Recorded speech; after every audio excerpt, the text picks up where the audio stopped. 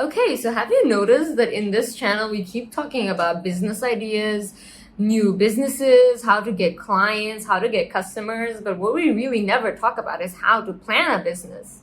So, if you're struggling to find a way to plan a business, today's video is for you. So, you better stick around, and I mean it. So, let's get into it today.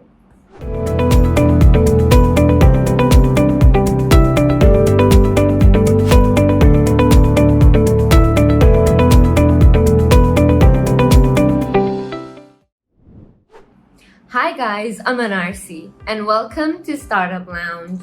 Here we help young entrepreneurs build, fund, and grow their businesses. So if you're interested, please stick around. So, whether you're a seasoned business owner or just thinking about starting a new business, demands come at you and they come fast, and oftentimes it's really hard to keep up.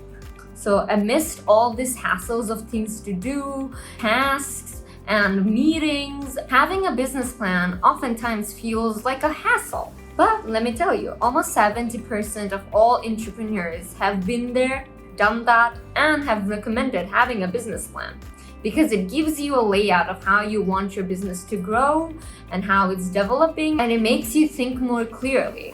Okay, so before starting a new business, you should always have a business plan. Now, your next question might be, what is a business plan? Now, a business plan is a comprehensive roadmap of what you want your business to look like, what you plan to do with it, and how you plan to do whatever that is that you're planning to do. It is basically a blueprint for investors to use to know what to expect from your company and to see how you are as an entrepreneur. So it is very important. And also, most importantly, most VCs, venture capitalists, and bank institutions do not invest unless you have a written business plan.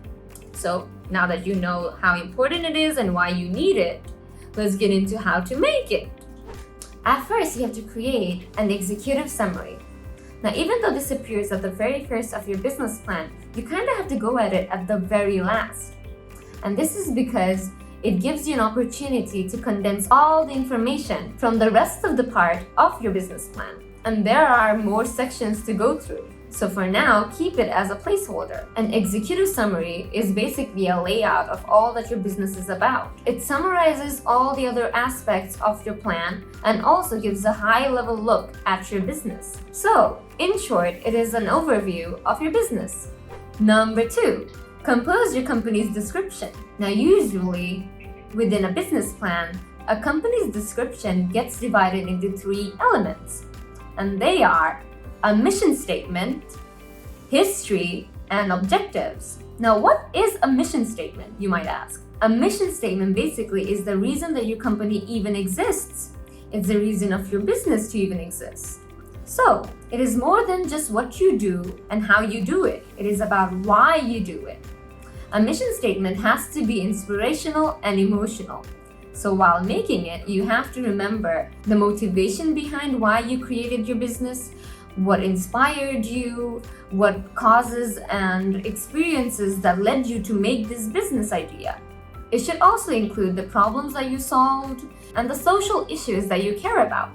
After that comes history. Now, within history, you have to include the founding date, the locations, major milestones, the number of employees, the flagship services or products, and lastly, any executive member roles. And after that, lastly comes the objectives. Now, the objectives are the most important. So they have to be smart, specific, doable, achievable, measurable, and realistic and time-bound. Without an objective, employees and workers do not really have a certain purpose that they can work up to. So, you have to make it very clear. Step number 3, summarize your market research and potential. Now, the next step for you is to identify the ideal customer for you as well as the actual potential size of your market. Now, target market, also known as personas, identify information such as follows: age, gender, location, profession, education, hobbies, income, and etc. The more you narrow down your market, the more you specialize and grow your confidence and expertise. If your target market is too broad, it automatically becomes a red flag for investors. For example, if you have a product that is meant for any rich person who has a garden and can afford landscape architects, it's not going to work for you. So what you have to do is make your product more toned down to customers who are in need of a budget-friendly gardening product. Point number 4, conduct a competitive analysis. Now, a competitive research starts with the analysis of every single company that sells in the market that you are looking to get into. Now, it might sound very daunting, like why would you try to take out so much of your time to learn about every single one of your potential competitors, right? But trust me, this will come in handy. And after you have identified your competitors, these are the questions that you have to answer for yourself. Number 1, where do they invest in advertising? How are their customer services? What kind of press coverage do they get? And what are their pricing and sales strategies? And lastly, what kind of ratings do they get on third-party platforms? If you can answer these, a lot of your questions and problems will already be solved. Also, remember, when visiting your competitors' web pages, remember to visit their About Us page. This will give you an insight of their mission and value statement. And this way, when you're projecting yourself in front of a panel of investors, you know how to distinguish yourself with them. That way, investors are going to be interested in you. Step number 5, describe your products or services. So in this section, you will be talking about the benefits, the production process, and the life cycle of your product or services. And remember, when you're talking about the benefits, focus on the unique features of your product and how these unique features translate into becoming benefits for the customers. And remind them the emotional and practical payoff that they're going to get through your product. And while discussing the production process, answer how you created the product and you're going to create new products, how you assemble the products, how you scour your raw materials, and how you maintain the quality, and what is your delivery system. These are very important details that customers usually want to know.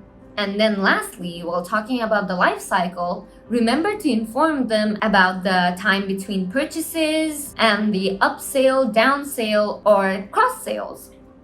Now, point number 6, and that is to develop a marketing or sales strategy. Now, this is going to be the make or break of your company, because either you're going to get so much growth that your business is going to explode, or you're not going to get any business at all, which we do not want.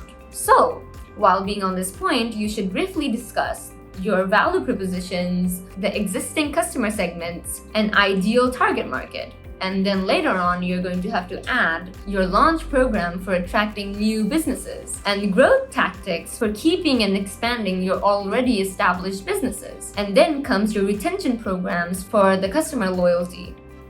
And lastly, all the channels that you're going to be using for advertising and promotion. So keep these in mind and then follow up in this topic. Now lastly, point number 7, properly explain your funding request. Now, it is very important to outline how much money exactly your small business needs in order for you to accurately request for a fund. Try to be as realistic as you can be. Now, if you do not want to pinpoint on a certain number, you can use a range of numbers. However, try to include the best case scenario and the worst case scenario so the investors are well prepared for any course of actions that your business can take. Okay? And that is going to be all from me today. See you in the next one. And also remember, if you like this video or just like watching me talk, like and subscribe. Bye-bye.